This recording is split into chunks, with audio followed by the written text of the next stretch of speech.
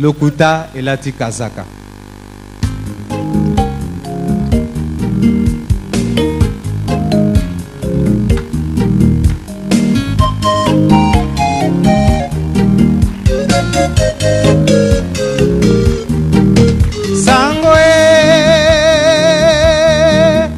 Sangwe uti na Afrika ekomi na Europa o. Sangwe uti na Europa ezongi na Afrika o. Balobi lokuta elati kazaka o. Ekoti na ndako na Nzambe bakristo babeti maboko. Lokuta elati kazaka. Lokuta ebebisi lingomba ya Masia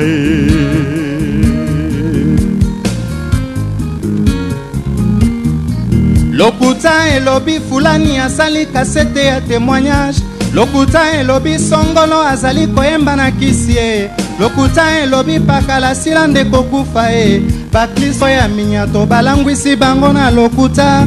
Lokuta ekamati ascenseur po ekoma mbangu kasi verite elandi escalier se malembe. Atandele lokuta ekosambwa verite yango nde ekotriomphe. Mawana bato oyo basangani pona kotongaka baninga. Mawana bato oyo lokuta ekoma verite na monoko. Bazali kobosana verite ekotriomphe ndele bakofuka.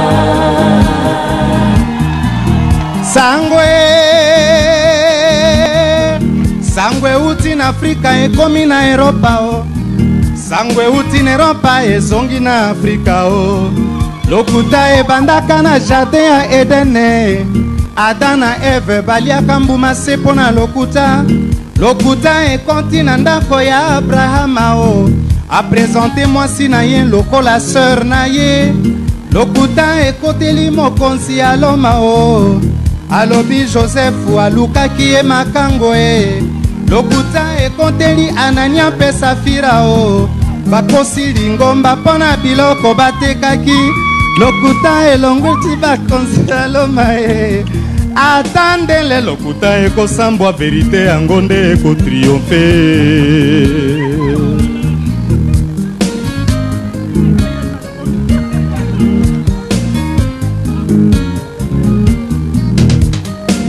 Mawana bato oyo basangani pona kotonga kabaninga. Lokuta ekoma verite na monoko. Bazali kobosana verite ekotriomphe ndele bakofuka. Lokuta elati kazaka ya profesi. Lokuta ebebisi ba ministere ebele. Lokuta ekabola mpe mangomba mingi bokabwani ekoti na kati ya batei Lokuta elati kazaka bato mingi babongoli yango verite.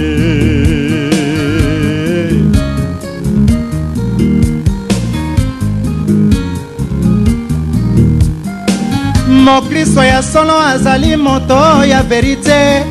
Monoko na ye ekolobaka bobele se verite.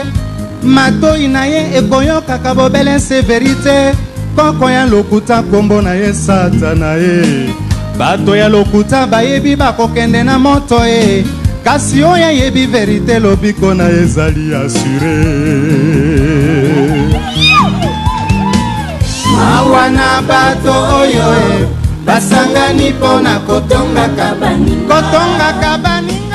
Mawana bato oyo lokuta ekoma verite na monoko. Bazali kobosana verite ekotriomphe ndele bakofuka.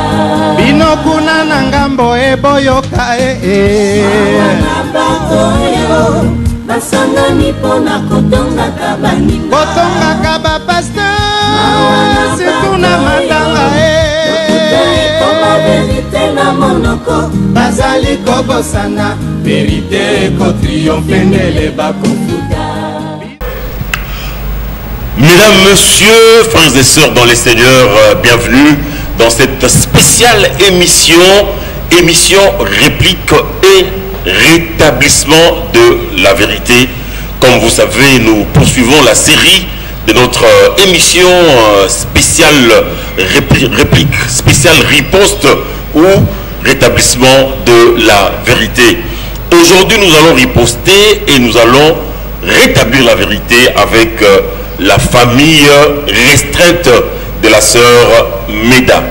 La sœur Meda, vous tous, vous la connaissez déjà, c'est celle qui avait été fiancée au pasteur Pierre Kassambakana de l'église primitive.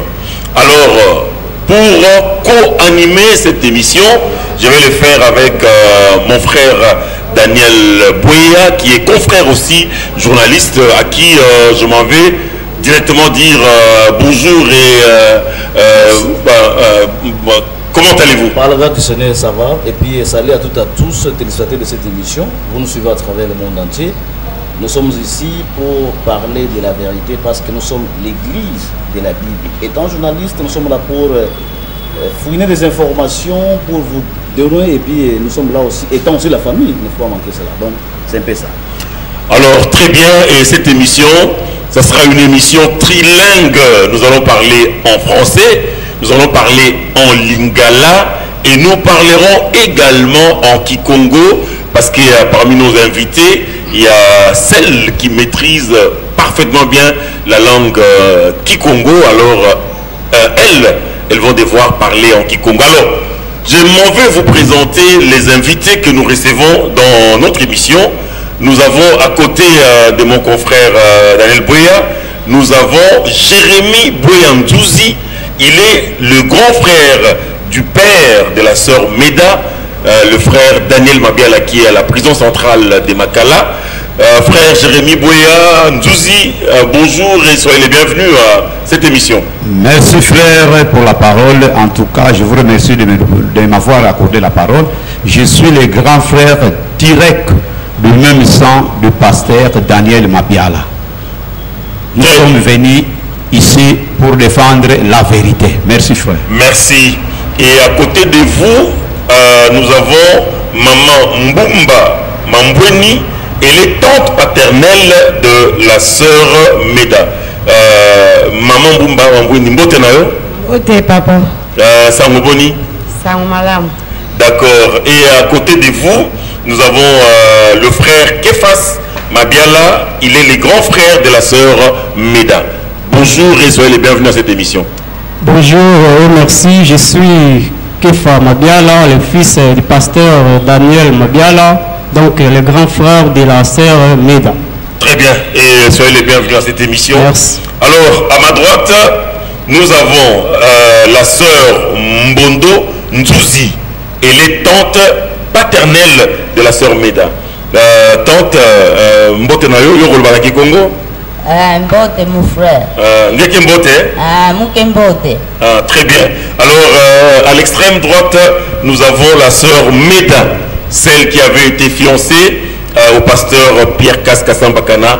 Sœur Meda, Mbote Nayo. Mbote. Bonne santé. Santé, ça va. Très bien. Alors, nous allons commencer cette émission, mais Tokolo Basiko yo na Lingala. Torotuna mituna et pas ya frère Jérémy Bouya-Ndouzi, Oaza, grand frère propre, à Otiko s'est présenté, grand frère propre, il y a père biologique, il y a sœur Meda, le frère Daniel Mabiala, Oaza, incarcéré dans la prison centrale il y a Makala. Alors frère Jérémy Bouya-Ndouzi, Tolitoe Basango Oyo, il y a Bokangami, il y a petit frère Nayo, Daniel Mabiala na Makala, et Salio Boni. Ouvre micro. Ok, merci frère pour la parole. Simba micro. Ouais. Kokangama yaleke nangai pasteur Daniel Mabiala et salinga passe et bouleverser vie à famille nangai. Pourquoi? Parce que pasteur Daniel Mabiala azali musal nanzambe, azali père responsable monene d'une grande famille. Alors étant intellectuel, azali akoki kosala busobate pona kopesa mwana na ye Meda à l'état mineur. Bisope étant famille. Pasteur Daniel Tozalaki Sikamoko a présenter biso likanisi wana na ndenge asololaki na mwana bokoyoka ye moko mwana et biso to appuyaki yango parce que tout d'abord le pasteur Kasambakana azali pasteur oyo akumbaki message oyo epa na biso de telle manière que biso tozalaki ba protestant maintenant siko tokomi ba véritable protestant na nzela ya tata na biso ya kondima le révérend Casse-Pierre. Donc titoye awa toye jusqu'à ce que leki na ngai ere bakosamba tozala présent to représenter famille yango famille toyaki mais ba mikolo na biso ba ancêtre na biso ba tikalaki na niveau kinzao nde bango batindaki biso ke bokende pour représenter famille yango toyelaki mon journaliste. Merci frère.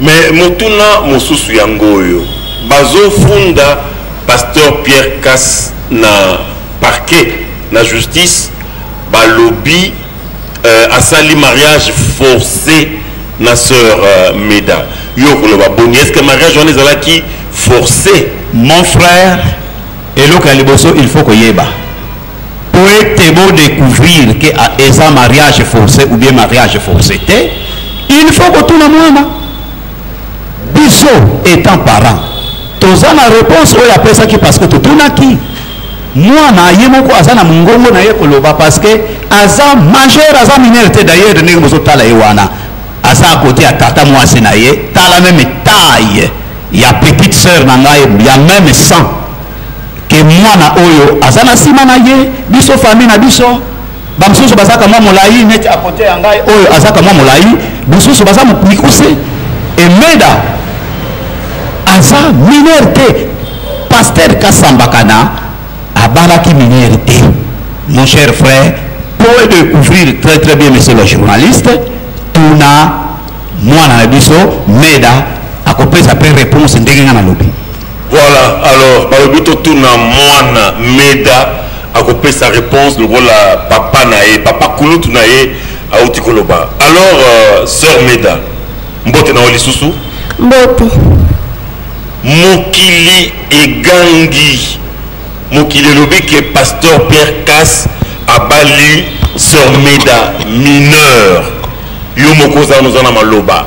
Est-ce que okomisa mokili nini pona âge na yo oza mineur toza majeur le bamo makasi bon naza mineur te naza majeur oyo nyonso bato eza lokuta bamosusu babiki naza na 15 ans 16 ans bamosusu eza 12 ans bakiti bamosusu 11 ans mais eza faux naza na 18 ans naza majeur naza mineur te.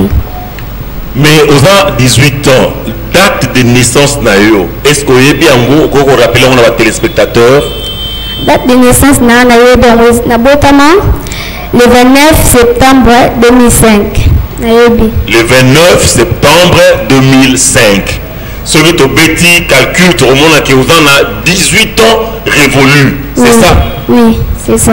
C'est quoi le lobby que pasteur Pierre Casse Kasambakana a sali mariage forcé nayo? Est-ce que c'est un solo? Il y a un mariage forcé. D'abord, papa a biso fan sai biso nyonso bana basi biso kata fan sai biso nyonso a tout retourna entre bino nyonso bino kata nana olinga okobala pasteur Pierre biso mbaye tondimaki nde apona linga ezali forcé. Sikoyo, est-ce que Yona pasteur Pierre Casse boyebanaka avant ou bien boyebanaki kaka le 30 décembre 2023?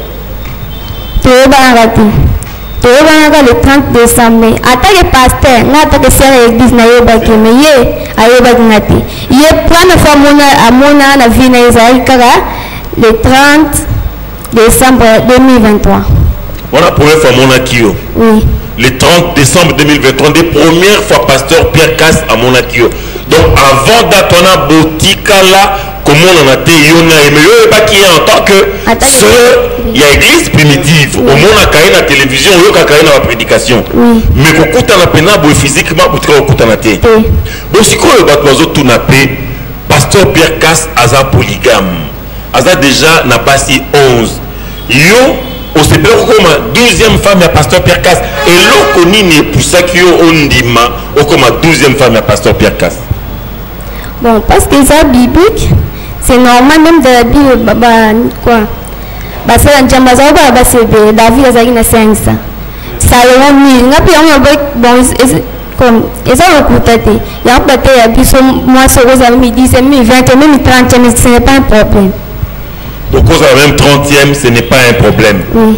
Si qu'on a justice ONG moko ba bengaka Lisadel.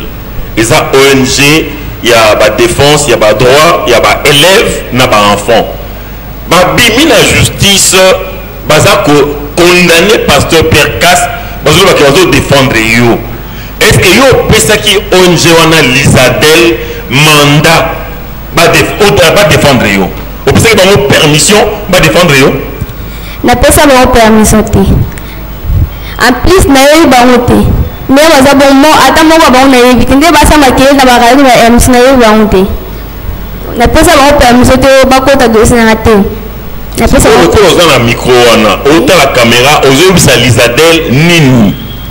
Nazo Elisabeth na ndenge baza bon ba union ensemble batika vina tranquille on ne se sta ko sa wana ni na liloba on se sta eza makambo église eza etaito ONG batalizalet so ba continuer ko yo makeli no basa na na toi reporter la plainte parce que naza mukolo soki o pasteur peut avoir na toi force linga ngamo na muno ko na ki na police na sa na porter plainte soki peut badde balo baké pasteur peut avoir muto violon na défendre sous ces aratin c'est la violon na na na mais justement au soulever point wana ya viol ils a dit la lobby que pasteur Pierre Casse a accusé de viol, c'est-à-dire que pasteur Pierre Casse a violé qui est-ce que pasteur Pierre Casse a violé yo?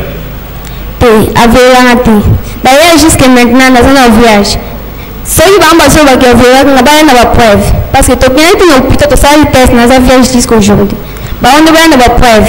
Ils ont confirmé devant le monde entier na caméra que aux en mobimba. Oui. Aux en ngondo. Oui. Voilà. C'est que Lisadel Boyoki ndenge sœur Meda azo se défendre. A lobby que yé atinda binoté beaucoup de dossiers naé parce que aza minorité. Sœur Meda a lobby que aza na monoko aza majeur. Mais là il y a une précision. Est-ce que vous portez plainte contre Lisadel?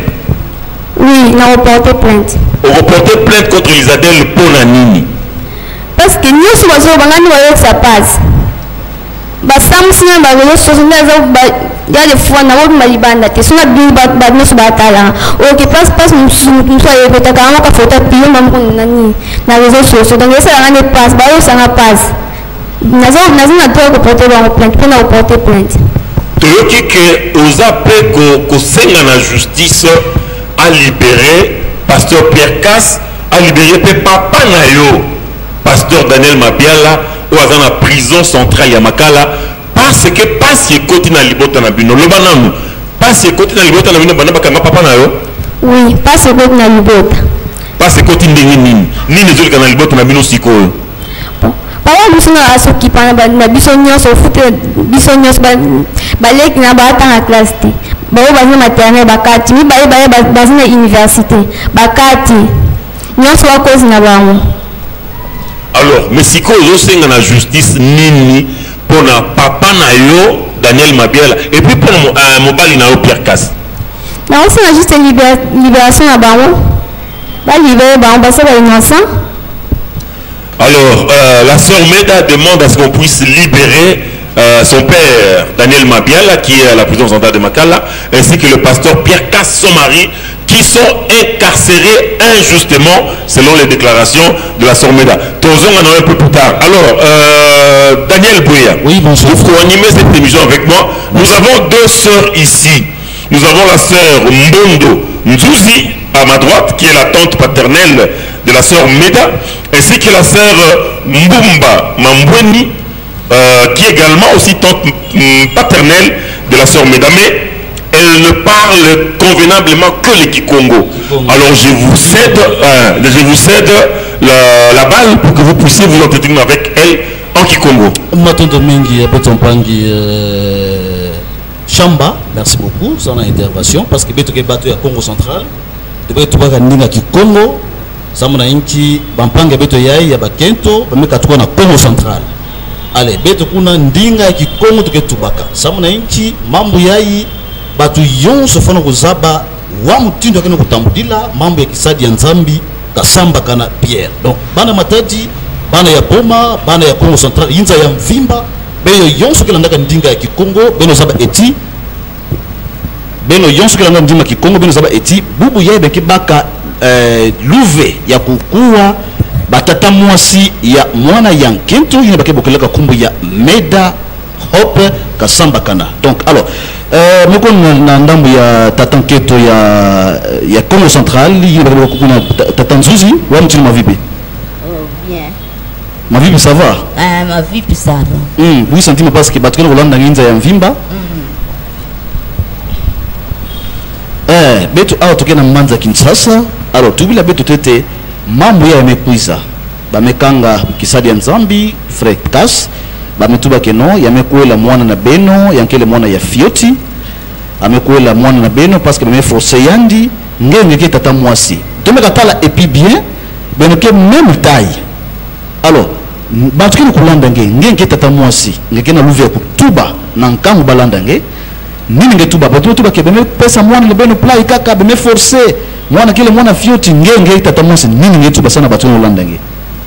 En tout cas mon tata mwasi vraiment ngeti vuto la matondo. Oti vuto la matondo wewe. Tuba ataki yomo siba wakiyombe. Je vais interpréter ça. Ngeti vuto la matondo samnambi mwana tia nimebaka dikwela yake pesa kiesa na batata mwasi ke mwana yandi buta na injo bapara donc yake fanda mbote mingi ve mwana ito fanda contre na Sœur Meda ikeleve deja yani meyunduka yani mezaba nyonso yina ya futisala Matondo mingi ayalo bana lingala na interpréter alobi ke et ça là que c'est mingi pour bande bazola ndabiso à travers le monde entier boye ba été eza émission ya vérité boye ba comprendre nyo célébrer na réseaux sociaux na ba télévision aucune gauche droite vraie version likamunde ya ngoyo bo comprendre que famille ya Sœur Meda bangoye basa awa représenter botika koloba n'importe quoi o ba violer o ba kange o ba sali mariage forcé siko famille bangoye siko Lizadel Sœur Meda lobi wana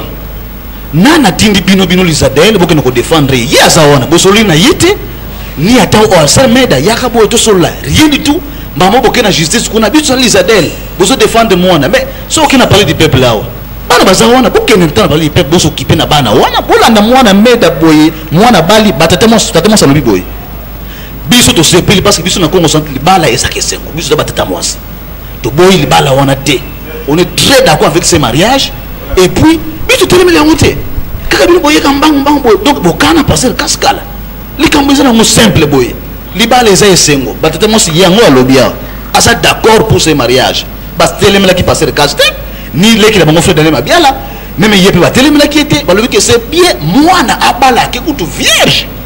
Et ça dit que ceux qui est moi na bali ceux qui parce que il y a beaucoup de femmes balobi lelo bon sous peut-être baba la on vierge j'étais na bandao na bango na bala na bango peut-être déjà jalousie mais la Sœur Meda à quel bala vierge et ça honneur pour le Congo central et puis aujourd'hui et comme on bangi sa batu pour na likambo taille donc ça dit que mutasa mukuse et comme on bangi sa nous pour bala frère Israël de mutasa mukuse moi ça mukuse ko kuta na ye pardon parce que bali masa mukuse balo bakaza mineur non to mona e moro mpembawa muta mukuse mais c'est danger alors yango matata masa lobi ke bango basepeli ki pona libala oyo bakamwende et comme na niveau de justice parce que Sœur Meda zawana yemoko za d'accord ba forcer qui était papa fansa ki bango to loba wana ba sœur bazawa batata masa bazawa papa pe grand frère fait dans ma biala yeyo propre baza même sans ni bazabo basa na problème te allez bino Lizadel boye ko sala nini bozo saka soni mboka na biso RDC le président dit ceci c'est l'état de droit et puis justice na biso ezo boate Alors, bon, vous devez honorer ce que le président avait dit. Justice et zone de la Moussala Nango, pour la passer de quand ça la libérer, ça fait la honte quelque part du pays. Donc, il y a la sœur Tatamos Atolo Baona. Merci beaucoup. Alors, Naké pas Tatamos Moussoussou. Micro. Tatamos Lydie. Oui. Shalom. Shalom. Ça va? Ça va bien. Namouni au sourire. Vous avez kubanga te qui mezali? Qui mezali? Mutu na Kikongo to na Lingala to na ata Kikongo ata Lingala. Ah, Lingala c'est mais pona ata mke. Alors, Tatamos Lydie. Oui. Bino bosa Tatamos. Bato balobi na ba internet. Les bala wana, to ba forcer qui famille boyena boye. Mais tout le monde en justice qu'on a aucun membre de la famille à se présenter qu'on a. Bino soko bosa membre de la famille boye a pour défendre pasteur Cass na fait dans Mabiala. Nous web ça pour na bato ba lobi ba spéculer ba information ya lukuta na internet, na ba réseaux sociaux, na ba télévision, ba lobi que non, moi bino nde bobali bosali mariage forcé pour na sœur Meda. Bon, merci pour la parole. Nyonso wana bazoloba. Eza lukuta, eza bongote, eza mariage forcé te. Parce que ye moko mwana zaki d'accord na libala wana. Et puis papa apesaki mwana ne na pasteur na ye en tant qu'aza évêque na biso selon les écritures. C'est ça. Appliquer ba écriture. Biso tolingaka te mwana abotela biso na kati ya ndako. Tolingaka te mwana azala diverger na kati ya ndako. Yango nde to aplikaka écriture soki mwana komi na temps ya kobala mwana bala parce que ndenge aza wana aza mineur te akoki déjà 18 ans mwa azala mineur eza te yango toloba na bango nyonso wana baoloba eza lukuta biso yango toyeli awa mpona ke pasteur Cass na pasteur Daniel bazala libéré parce que pasteur Daniel bamona te ke aza irresponsable mpona azwa mwana ne aya kopesa na pasteur Cass parce que preuve ke aza déjà na bana o atangisi na université basilisi licence o mususu yelo nazala ye pembeni mususu pe bazokontinue kotala na université bakati par rapport bakangi papa na bango donc aza irresponsable te ndenge bato balobaki aza irresponsable ndenge napesi mwana age wana aza mineur te. D'accord, matondo mingi tatamosi asiko mutuna mibale tomoni onjo abengaka Lisadel bango ba se présenter na justice kuna balobi ke bazo défendre la sœur Meda. Est-ce que bosolaki na Lisadel wana boyeba na bango bo contacter bango ba contacter bino to ndenge nini? Jamais ba contacter biso te na ye bango pété. Nini boyebisa bango pona Lisadel on bazo poursuivre frère Pierre Cass étant donné que bino famille kutu bo sepeli na libala. Batika ba libérer frère Cass père na pasteur Daniel Mabiala. Ba libérer bango baza basali na njambe ba continuer ko sala mosala na bango. Mwana na biso jamais ba kotia kozwa mwana na biso ba pesa yero na ONG ndenge tozoyoka ngo na ba radio et ko simba te parce que tozaka ba irresponsable te. Toza ba responsable. Jamais totia ko ndima o mwana oya biso akela ba ONG ko simba te. D'accord, merci beaucoup. Fécham, vous avez la parole. Merci beaucoup. Oui, mais merci beaucoup à chers téléspectateurs. Vous venez de suivre tour à tour la sœur Mbundo Nzouzi, tante paternelle de la sœur Meda, ainsi que la sœur Mbumba Mambweni, également tante paternelle. Nous allons maintenant parler avec le grand frère de la sœur Meda. Lui s'appelle Kefas Mabiala. Alors, rebonjour frère Kefas Mabiala. Bonjour. Vous êtes ici, notre émission, c'est émission riposte ou rétablissement de la vérité. Nous voulons que vous puissiez nous établir la vérité. Quels sont les sentiments qui vous animent présentement, à savoir que le pasteur Pierre Cass ainsi que votre père Daniel Mabiala sont arrêtés? Comment trouvez-vous cette arrestation-là? Merci pour la parole. Premièrement, là, par rapport à cette arrestation, moi personnellement, je suis vraiment très en colère. Surtout très en colère contre cette ONG. Parce que je ne sais pas. L'ONG c'est la Lisadel. Oui, la Lisadel, oui, je ne sais pas quoi. Parce que moi j'aimerais seulement leur dire ça en face comme ça. Parce qu'elles ne savent pas ce que ça fait en étant enfant de voir son père se retrouver en prison et surtout juste après ce qui s'est passé avec les réseaux sociaux, ils ne savent pas ce que nous, en tant qu'enfants, ce que nous avons senti. Quand tu ouvres ton téléphone, tu vois ton propre père c'est lui qui t'a scolarisé, voilà, je l'ai toujours dit, mon père c'est mon héros. Et de voir mon père se faire calomnier, traiter de tout ça, traiter de tous les mots, ils ne savent pas ce que ça fait. Alors parce que aujourd'hui, ils se présentent pour se dire qu'elles veulent protéger la sœur Meda. Elles croient qu'elles peuvent protéger Meda mieux que nous, ses propres frères. Aujourd'hui, Meda, elle est là. Elles savent ce que Reda ressent aujourd'hui quand elle entend que ses autres frères aujourd'hui n'étudient plus. Et l'organisme, ou je ne sais pas quoi. Ils ont fait quoi aujourd'hui? Parce que moi, je leur ai dit ça en face. Aujourd'hui, mon père, il a 16 enfants. Maintenant, aujourd'hui, est-ce qu'ils savent comment ces enfants vivent aujourd'hui? Ils ne savent pas. Ils sont là, ils veulent protéger, mais la protéger de qui et de quoi? On va pas la protéger de qui et de quoi? Et pourquoi? Parce que personne ne leur a donné cette autorisation. Elle n'a pas, cette ONG n'a pas l'autorisation de défendre ou de protéger notre sœur. Oui. Votre sœur Meda se propose de porter plainte contre cette ONG, la Lisadel. Est-ce que vous soutenez la démarche de votre sœur? Bien sûr que oui, nous soutenons favorablement cette démarche parce que on est vraiment très en colère. Moi, personnellement, je suis vraiment très en colère parce que depuis le début de cette histoire, on ne s'est jamais dressé à la presse ou quoi que ce soit. Mais là, ça en est trop. Ça en est trop parce que là, on ne peut plus supporter ce qui se passe là. Alors, c'est pourquoi aussi, moi aussi, je leur dis d'arrêter ce qu'ils font là. Parce que nous ne les avons pas permis de faire ça. Ils n'ont aucune permission ou quoi que ce soit. Donc, elles doivent arrêter. Si elles continuent à faire ce qu'elles font, nous allons leur porter plainte. Tout simplement. Est-ce que l'arrestation de votre père, Daniel Mabiala, qui est aussi pasteur à l'église primitive, a créé un préjudice dans votre famille? Est-ce que son arrestation vous a plongé dans la souffrance, dans la misère? Oui. C'est vraiment aujourd'hui, nous vivons dans une situation très précaire parce que notre père a toujours été là pour nous et il fait tout pour ses enfants. Ses enfants vivent dans de bonnes conditions, ses enfants étudient, ils mangent, tout ça. Et aujourd'hui, c'est vraiment difficile parce que le papa, c'est un peu la tête, il n'est plus là. Je viens de le dire d'ailleurs, il y a mes deux autres frères qui étudiaient à l'université à l'IKV. Mais aujourd'hui, IKV, c'est quoi? IKV, l'Institut Kassavoubou à Boma. À Boma? Oui. Mais aujourd'hui, il n'étudie plus. Parce que le seul soutien, c'est lui qui nous a toujours soutenus. Il n'est plus là, il est en prison. Et c'est pourquoi j'avais fait une publication comme ça où j'ai posé la question à tous ces gens-là. Vous avez géré le pasteur Daniel, il est responsable et tout ça.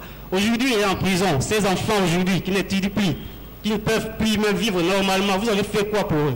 Rien. Nous n'avons vu personne. Parce que vous l'avez traité, c'est lui que vous avez traité d'irresponsable. Maintenant, il n'est plus là. Qu'avez-vous fait pour ces autres enfants? Aujourd'hui, vous défendez Meda, oui. Vous êtes maintenant les parents de Meda. Elle est là, Meda. Qu'avez-vous fait pour elle? Rien du tout. Alors moi, personnellement, je suis vraiment très en colère parce que cette situation nous a mis dans, je dirais, dans une précarité criante et ça énerve. Alors, personnellement, vous savez que le pasteur Pierre Casse ainsi que votre père, le pasteur Daniel Mabiala, sont innocents parce que la sœur Meda vient de dire ici qu'elle n'est pas une mineure, elle est une majeure. C'est-à-dire que le pasteur Pierre Casse et le pasteur Daniel Mabiala sont innocents. Alors, à l'endroit de la justice, vous demandez quoi? À la justice, je demanderai, voilà, comme l'a souligné le frère Daniel Boya, de la part de la justice aussi, parce qu'aujourd'hui j'ai remarqué dans notre pays, la justice parfois se donne un peu à ce que je qualifierais de... On est en train de faire quelque sorte des arrestations juste comme ça parce que il y a des arrestations juste comme ça parce qu'on s'appuie sur des suspicions ou des histoires sur les bases, surtout avec les réseaux sociaux, c'est ça. Donc, faut vraiment en tant que justice de faire le travail convenablement. Vous ne pouvez pas condamner quelqu'un sur des présomptions, non. Il y a ce qu'on appelle la présomption d'innocence. Pour condamner quelqu'un, il faut prouver. Il faut que sa culpabilité soit prouvée avec des preuves irréfutables. Pas sur des suspicions, sur ce que c'est dit sur les réseaux sociaux, je ne sais pas quoi, non. C'est voilà, c'est un peu, je dirais, c'est pitoyable pour notre pays, malheureusement.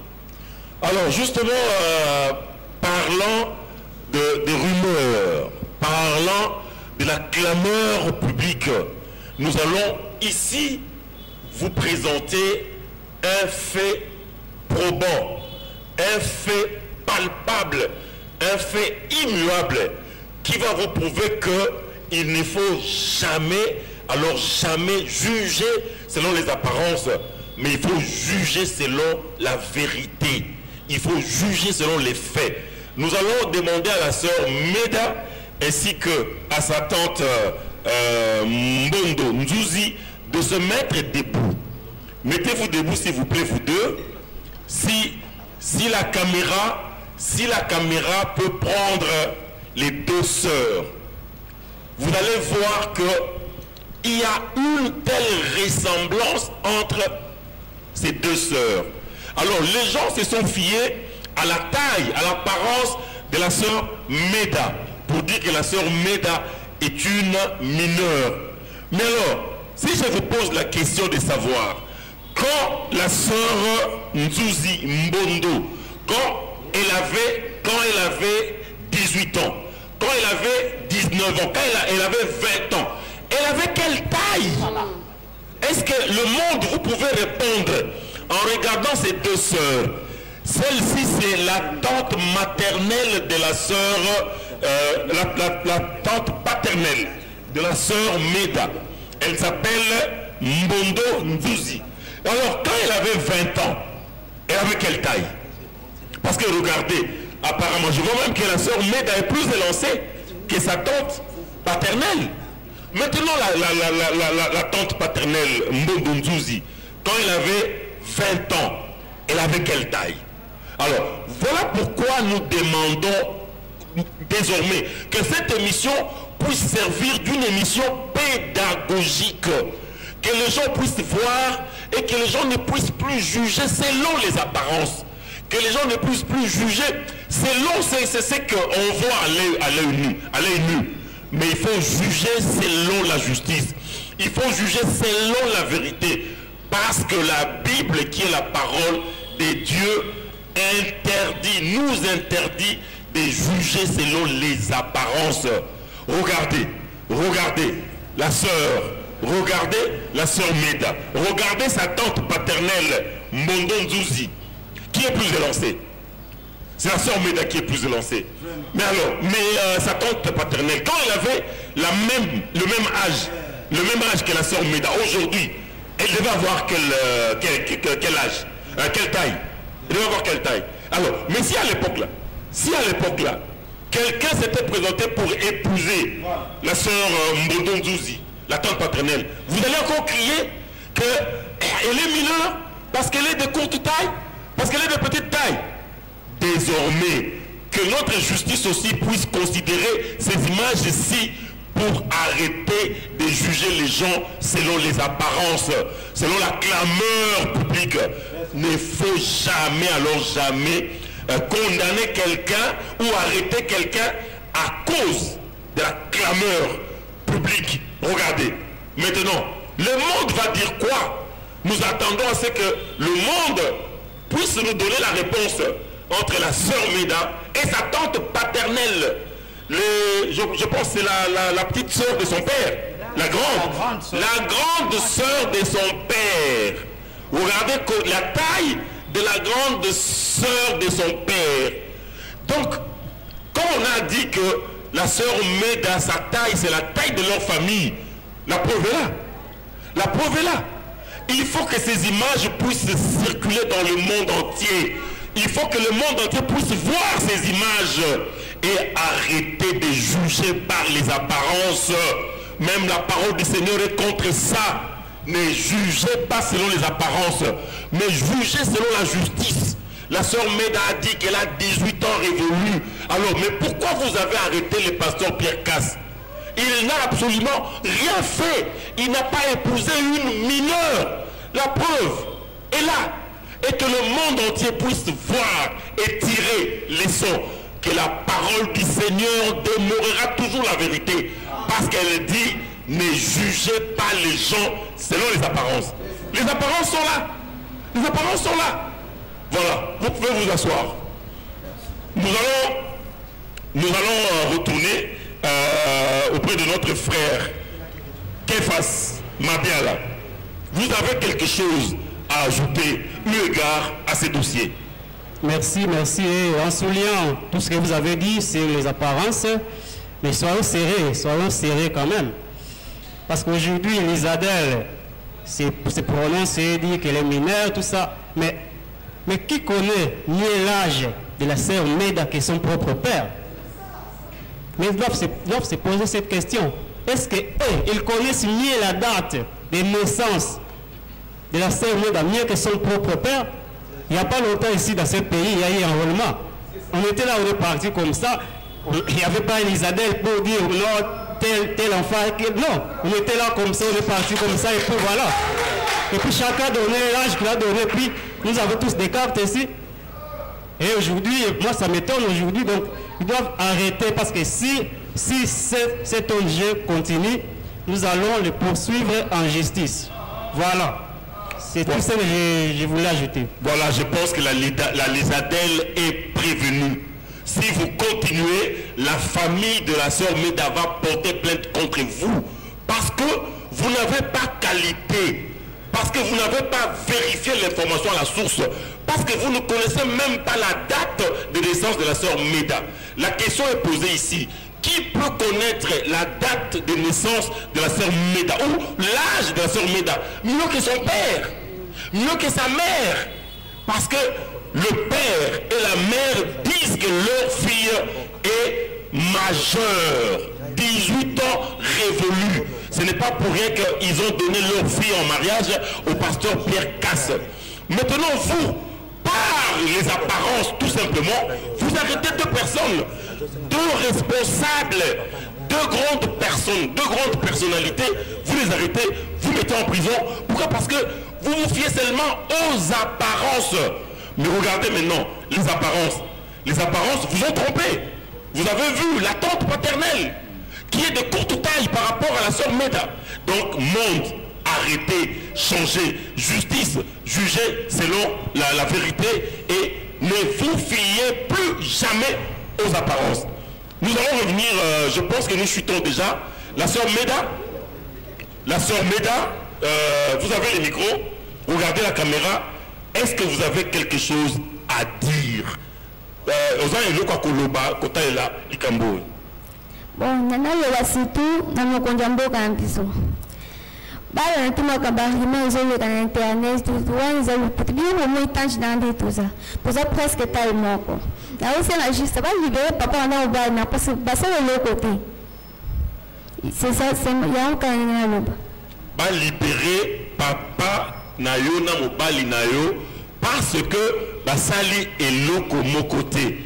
Effectivement, en regardant la sœur Meda et sa tante paternelle, vous voyez vous-même qu'elles ont quasiment la même taille. Elles ont quasiment la même apparence. La sœur, l'âge a fait que le visage, on voit que c'est une adulte. Mais concernant la taille, parce que le pasteur Pierre Casse est arrêté, jugé, soi-disant pour avoir épousé une mineure, rien que par la taille. Mais regardez maintenant. Donc, cette émission, comme je l'ai dit, je pense qu'elle va servir de preuve, même dans l'avenir, que les gens ne puissent plus juger selon les apparences. Il faut juger selon la justice. Même avant d'arrêter le pasteur Pierre Casse, il fallait mener toutes ces démarches-là. Il fallait déjà savoir si la sœur Meda est mineure ou si elle est majeure. Aujourd'hui, elle dit qu'elle est majeure. 18 ans révolus. Alors vous allez dédommager le pasteur Pierre Casse. Tous les temps là qu'il a passé en prison, tous les préjudices causés, vous allez les dédommager. Parce qu'aujourd'hui, la vérité éclate aux yeux que la sœur Meda n'est pas une mineure. Alors, le frère Jérémy Poyantouzi, grand frère, il y a pasteur Daniel Mabiala, dans la prison centrale à Makala. Oui, certainement que aux ans les Kambakoloba, na Makambo, il y a pasteur Pierre Casse, na frère Daniel Mabiala. Exactement, nako zanga koloba likambote. Ezo pesa ngai kanda makasi parce que pasteur Daniel Mabiala asa responsable munene. Yepe asungaka tata na biso oyo bazoni okola na enseignement azotangisa kati lelo 86 mètres mangiemfo soko ke na famille na ye na Singatamba. Papa mama na ye koko nanga asanati oyo azopema aza na taille oyo pe toza na tata mwasi moko aza na kati ya Singatamba mama selipa soko tali aza mukuse meme bana ne bazali awa malgré toujours mona bango te maître Thomas aza pe avocat aza pe mukuse ozomona taille oyo eza taille euta na famille na ancêtre na biso mama asanati umba donc naza na colère parce que Daniel Mabiala asungaka famille asa responsable bana ne bazotanga susu te. Moi je suis contraire maintenant que le lukalamu eloko ya kolia bana wana et pourtant ngapena sana bana donc l'état atala likambo oyo solo ko ba libérer leke na ngai a continuer ko sala mosala ya héroïne na pasteur Casse-Pierre parce que Casse-Pierre a soumukité a sali violité. OK. Voilà, frère Daniel Boya, il y a plusieurs membres à la famille. Oui, justement. En tant que journaliste, nous sommes membres de la famille. Makambo est concerné au premier degré, ouais, à un plus haut niveau. C'est très important. Merci beaucoup, frère Chamba, pour la question. Le petit frère c'est touchant. Et puis, papa, c'est mon propre père, frère Boya Jérémy ici. Dans un troisième fils, naïe. Alors, étant journaliste, c'est tout le bagage vérité, tout le bagage vérité. Alors, vous savez, Makambo yo, dès que tu as famille baye, ça prouve clairement que frère Pierre Casse est innocent. Ça prouve clairement que frère Daniel Mabiala est innocent. Baki news oyo bazotel ma passer Casse. Je sais que Bobanda comme il y a mon passer Casse au baki yango. Babanda ukangisa ngai ba provokanga depuis Kanga depuis Rigini, c'est ce qu'il a dit, on peut dire ça à la télévision. Depuis Rigini à Luanda, donc c'est une affaire qui a commencé depuis longtemps. Toute personne a dit Makamboyo pour attaquer Passer Casse. Ailleurs, déjà, lui il enseigne clairement que le secteur bâtonnériste. Qu'est-ce qu'il vous a fait Passer Casse? Parce que c'est ce qu'il a dit, on peut dire ça sur la télévision. Qu'est-ce qu'il vous a fait? Lui, il répète seulement ce que Frère Branham a dit sur le secteur, que les secteurs ne sont pas révélés. Frère Branham, c'est lui qui a dit ça. Étant les vrais, vous devez respecter Frère Branham, attention. Donc on dirait que Frère Branham, le message n'est pas bon. Mais Passer Casse, il est quelqu'un qui répète ce que Frère Branham a dit. Le septième saut n'est pas révélé. Frère Branham, il a dit, Frère Pierre Casse répète cela, allez, vous êtes contre Frère Pierre Casse. Frère Branham a dit mariage, divorce. Si la parce qu'aujourd'hui, le problème c'est quoi? Les gens attaquent la polygamie. Pourquoi? Parce que les hommes sont dominés par les femmes. Acceptant les histoires des Occidentaux, si les homosexualités, les histoires comme ça, la parité, tout ça, je ne sais pas, la féminité, quelque chose comme ça. Alors, Passer Casse, il enseigne clairement que Mobali Azali chef, d'après la Bible. Mobali, depuis le jardin d'Éden, le Seigneur t'a donné l'autorisation, l'autorité sur la femme. Mais aujourd'hui, les femmes se sont levées aujourd'hui pour dire que tout ça, Mobali. Alors, c'est ça le combat de l'Église. Comme Israël est en guerre physique avec les Hamas, c'est de la même manière aussi que Israël spirituel que nous sommes en guerre avec toutes les fausses doctrines. Donc, Makambo Somona Lilo, ils ont Makambo Sikate. Et Banda Kala depuis le jardin d'Éden. Caïn, Abel, qu'est-ce qu'il a fait? À cause de la vérité. Passer Kassamba Pierre, qu'est-ce qu'il a fait de mal? Parce qu'il enseigne seulement clairement que l'homme peut avoir plusieurs femmes, c'est l'insigne du Seigneur, ce n'est pas un péché. Parce que depuis le jardin d'Éden, moi si Bapetene Kitaki, mon bali Batombolier, l'homme est le chef. Et comme c'est mon problème, vous acceptez les homosexuels. Le pape a parlé ici sur les homosexualités. Qui a marché? Mais le pape, son message à lui, il voulait dire simplement quoi? C'est-à-dire que Binowana Bassi, quand il dit sur l'homosexualité, c'est-à-dire que Bassi Bobo t'a sous-sauté. Parce qu'il va nous parler de Babalani, Bassi Babalani, Bino Bassi doit vous faites rien sur la terre. Mais ce que le Seigneur aujourd'hui confine à travers sa parole, il ne fait qu'envoyer des femmes sur la terre, moins des hommes. Mais la Bible dit quoi? Comme Frère Pierre l'a dit, La nature elle-même ne vous enseigne-t-elle pas? Basi na mokili, botanga ba école. Basi ebele, ba jeune fille ebele mibali moké. Mais le Seigneur nous enseigne quoi là-dessus? Parce que c'est lui le créateur. Donc vous ne pouvez pas combattre le... Bokina va université pour combattre le Seigneur. Ça fait la honte du pays. Donc repentez-vous et que vous soyez pardonné au nom du Seigneur. Ça fait la honte du pays. Alors, dernier mot tata Mwasi, la tante paternelle de la sœur Meda. Ngeke tuba nini na ba mambu ina nyonso. Ngeke tuba nini. En tout cas na ba mambu yai muna ndinga moya chuka yawe ya mkina tuba. Babi misa pasteur Kasi na Frère Daniel Mabiala munu grande sœur melomba yao babi misa basala disumu ve parce que mukena mwana yana pembeni sœur Meda déjà ngeme katala vraiment âge bika kujije na nganda to vraiment to ko ni ba âge babi bataille vraiment babi misina mungu ba pasteur bakena kisalo nene ya kusala na injaya. Voilà, Alobi na pour interpréter, Alobi que Asengi étant aussi la grande sœur ya fait Daniel Mabiala, bobi misa ba pasteur basali le sumuté, baza condamnable té et ça n'engwa ka makambo kili ba fausses accusations. Donc bobi misa bango parce que Alobi que soko zutai na ye na taille ya sœur Meda baza ndenge moko. Mais il y a Zali tata aussi. La sœur Meda Azali Mouana. Donc ça dit que bon juger selon les apparences, juger selon la justice. Que le Yahweh El Shaddai vous bénisse. Très bien. Alors, Ndeko Jérémy Boya, tu connais Nasuka, Zoa micro. Oui, frère. Zoa micro, Yango. Tu connais Nasuka, Lilobano Nasuka Zanini pour Nato, tout sur cette émission. Ok, Lilobano Nasuka Yango yo, Ndenge Paul Alobina Galate 4, 29. De même qu'alors, celui qui était né selon la chair, persécuté celui qui était né selon l'esprit, ainsi en est-il encore maintenant. Donc, le bozomona likambo oyo eza biblique.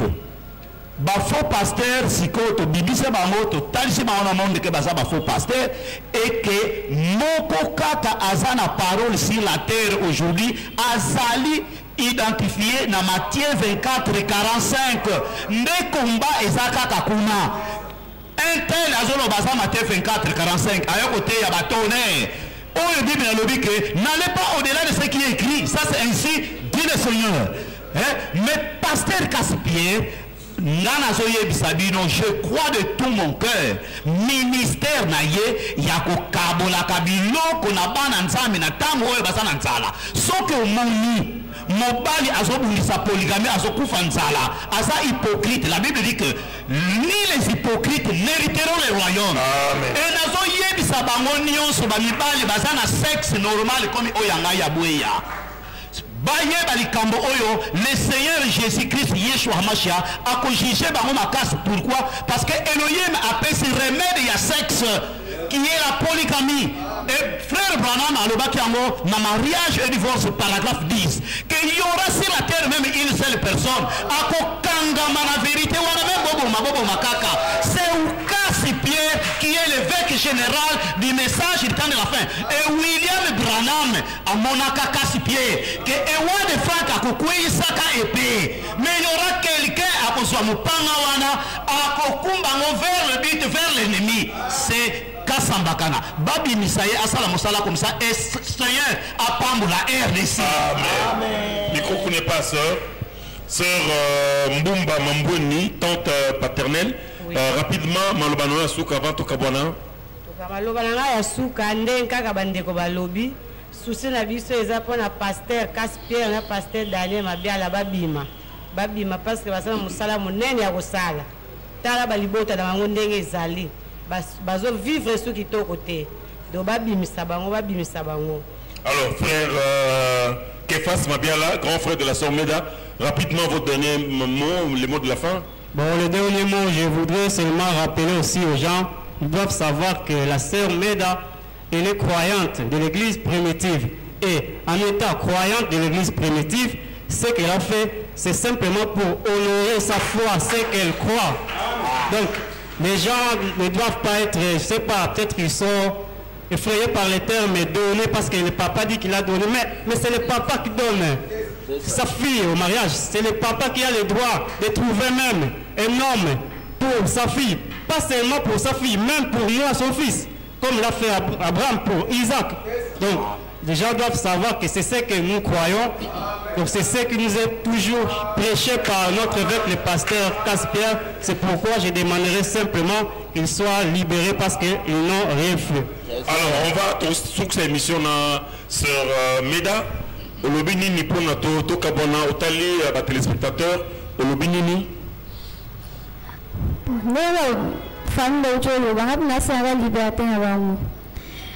On a fois n'anga quand on a le fois n'anga biso l'église amso moi c'est à la vierge y a un peu la salle biso l'église amso le ndima polygamie on a salle na quand ça on a vu na on a zaka na balanga mo côté na ba on ne sonja mo tinda la on a ndima voilà, c'est avec ces mots de la sœur Meda que nous mettons un point final à cette émission, émission spéciale riposte ou rétablissement de la vérité. Je pense que la vérité a été rétablie dans cette émission. C'était une émission pédagogique. Vous avez vu tout ce qui a été développé, débattu au cours de cette émission. Nous avions reçu pour vous le frère Jérémy Boué-Yanzouzi, grand frère personnel du père de la sœur Meda qui est emprisonné, le frère Daniel Mabiala. Nous avons reçu également la tante paternelle de la sœur Meda, Mbondo Nzouzi, à ma droite. Nous avons également reçu la tante paternelle Mbomba Mambweni, à l'extrême, disons, la troisième personne à ma gauche. Et nous avons reçu le frère Kefas, à l'extrême gauche, Kefas Mabiala, grand frère de la sœur Meda. J'ai co-animé cette émission avec mon confrère et frère Daniel Boya. Portez-vous bien, derrière la caméra, à la technique, il y avait l'intraitable, l'inoxydable Israël Ngongo. Et moi, c'est le journaliste que vous connaissez, Anthony Chamba, qui vous est présenté cette émission. Portez-vous bien, si le Seigneur veut, nous allons encore revenir dans d'autres émissions pour plus de clarté, pour plus de vérité et pour plus de transparence. Paix et joie dans vos familles. Ciao, ciao, shalom, au revoir. Lokuta Elati Kazaka.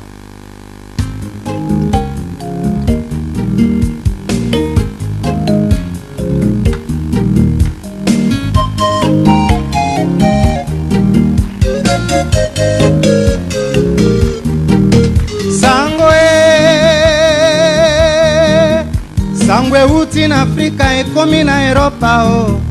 Sangwe uti na Europa ezongi na Afrika o. Balobi lokuta elati kazaka o.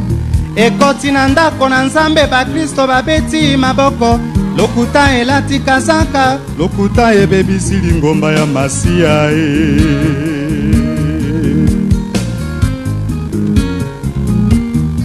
Lokuta elobi fulani asali kasete ya témoignage.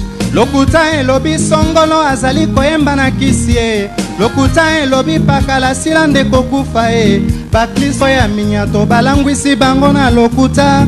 Lokuta ekamati ascenseur po ekoma mbangu kasi verite elandi en escalier se malembe. Atandele lokuta ekosambwa verite yango nde ekotriomphe. Mawana bato oyo basangani pona kotongaka baninga. Mawana bato oyo lokuta ekoma verite na monoko bazali kobosana verite ekotriomfe ndele bakofuka. Sangwe